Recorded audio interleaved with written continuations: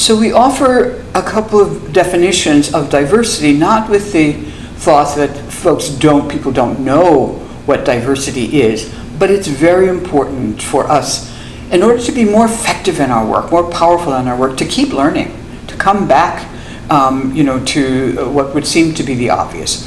So we're looking at definitions in order to deepen our understanding. We have much more profound understanding of the whole notion of human difference. We definitely want to do the I remember exercise, and we might not get into the psycho-repression that flows from that until after lunch, but we want to get it. But before doing that, I want us to have a couple of definitions of difference and diversity. And again, here's we are in the arena of you know this, and at the same time, that's all.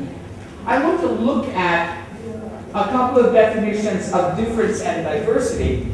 If I say human diversity or cultural diversity, or just like you can say it any way you want, is all of the similarities and all of the differences that exist in people. What strikes you about that definition?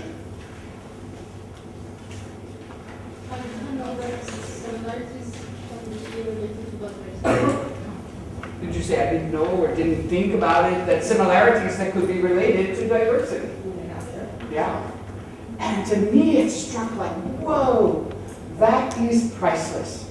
And trying to get to pull everybody's humanity into this whole notion of diversity, in that exists in people, that exists in the human species. So in terms of all of the similarities, what are we talking about? All of the similarities that exist, all your different cultures that you shared from and about here. There are similarities in all of them, that as a part of the human species.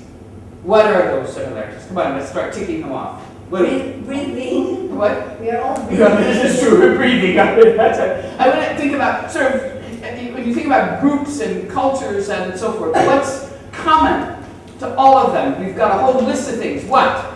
Let's name one. Language. All human beings have language, even if it is not a verbal language. It can be a sign language. It can be, and different ways of signing, different ways of verbalizing that don't sound like this, that have musical sounds, that have throat and guttural sounds. But it is a communication language. Human beings do not exist without communicating. Culture. Culture is very broad. All have culture. That's given. What makes up that culture? Food. Let's start with that. Food. All human beings, in terms of similarities, all human beings do food. Cannot live without it. Okay. All human beings do language. All human beings do what? Dreams? Dreams. Okay, it's part of food. I will make that as part of food. I like that, Linda. Yeah, dreams. What about love? Let's take love and hate and fear and so forth. So all human beings seem to have emotions. Love, hate, etc. Reproduce. What? Reproduce. All human beings reproduce. Reproduce, yes.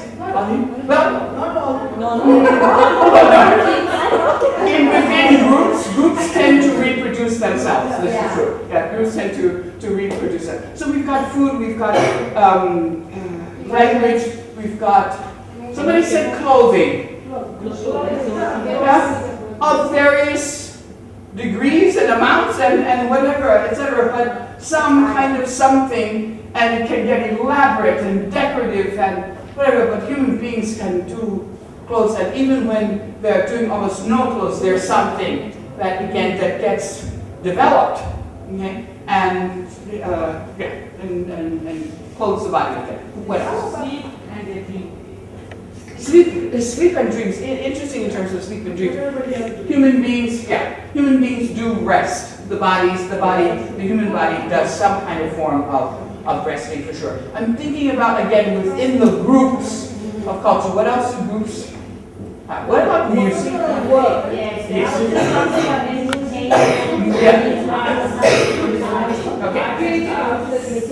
Creative outlets. Let's just start with music, for one thing, dance, and it looks very different. Music and dance. Let's just start with that. Music, dance, and other kinds of creative things. Arts and expressions. What's that? Arts and expressions. All human beings have some kind of intelligence. Yes. Storytelling. Now, and different groups do it different ways. Storytelling in Western ways, but also in India, whatever. Storytelling through a thing called film, movies, whatever. There's all kinds of ways of storytelling, or storytelling sitting around a fire, or storytelling writing a book, or whatever. So all human beings do some kind of way of passing on stories, etc. But you get the picture. I mean, we could go through all of it, you can get. And these cultures can be very, very different. The culture of Kenya is different from the culture of Northern Ireland, and that's a good thing. Yet in Kenya and Northern Ireland, they're doing food, they're doing dance, music, they're doing, clothing, they're doing what, etc., etc. Yes? Gender identities. Okay. Since nobody's saying it, I'm saying It's okay. And that comes for the whole back. For the whole. It's that, and talk about similarities. It is amazing how similar the ways in which gender, even though it's different, at the same time you get another thing of the food, so similar, we gotta have it, and it's so different, and gender in terms of making gender distinctions, and so the same and so different. Yes, Didi, yes. Relationship. Huh? Make relationship. Relationship, yes. Human beings make relationship. And the relationship, even if you are a hermit, do you understand everybody hermit? I live in the forest, I never see people. You are in relationship to the people you never see. You see what I mean? So that's a wonderful one in terms of in relationship. I thought I heard something else coming from in here. It was in relationship, and there was one that we've missed a couple, but I thought I heard something else, and now I can't remember what I was thinking. All right, but you've got it. In terms of, I never would think of similarities when I think of diversity. This is what we're talking about. But to get people to understand their neighbor whom they are so different from, in terms of ethnic,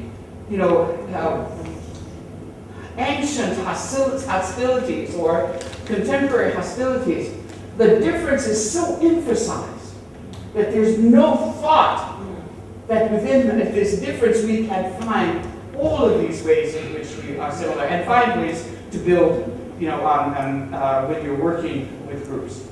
To find ways to build on, and it would be a whole subject of another discourse, to go on about the distinction in genders. Yet, that's a place that I hope that we will go, a little bit later in the workshop. But all of the similarities and then all of the differences that exist in people is a part of human diversity. So, however you can think about, using that your group, it's one way to look at it. The other is just very classic, and it's there in your book. But it too, if you were working with people and trying to offer them some sense of what are we talking about in terms of differences? I don't know how well you can see this, it is in your book, but human difference is differences in age and race, color, and differences in gender expression, and ethnic heritage. It's differences in language and national origin. It's differences in spiritual belief or tradition, differences in sexual orientation, physical, mental, or emotional nature. What are we talking about here? Physical, mental, or emotional nature. Yes, whether you live with or without a disability.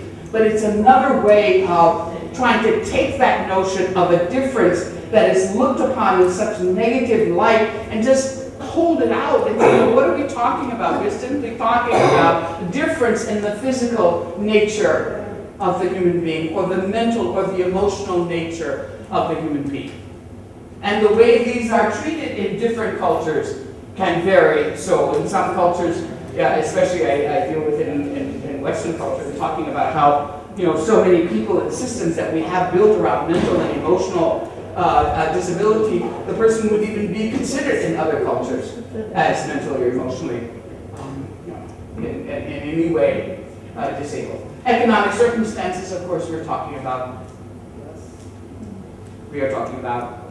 class. Different. Again, we put it in this context.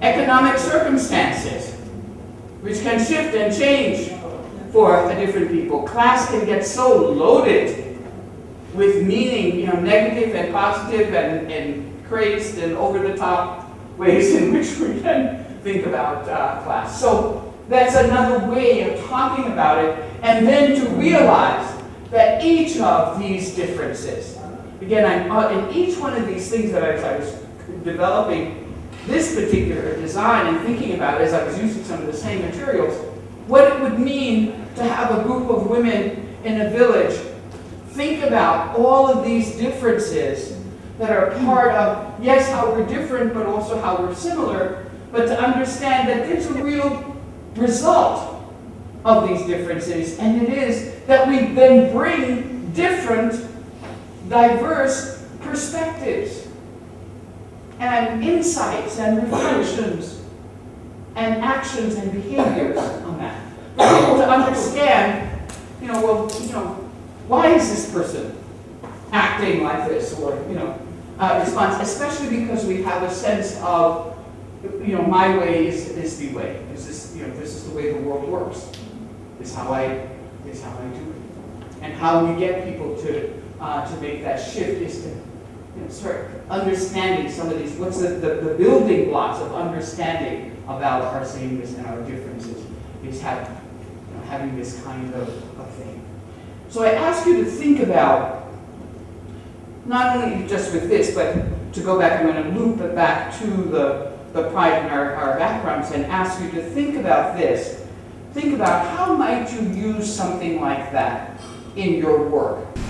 So in closing, as we've looked at these definitions, we want to remember that it's not enough to deepen our understandings of our various human identities, but to strengthen our commitment to valuing our human differences is even more crucial. Valuing these differences and reflecting that in our lives, in our communities, and in our culture.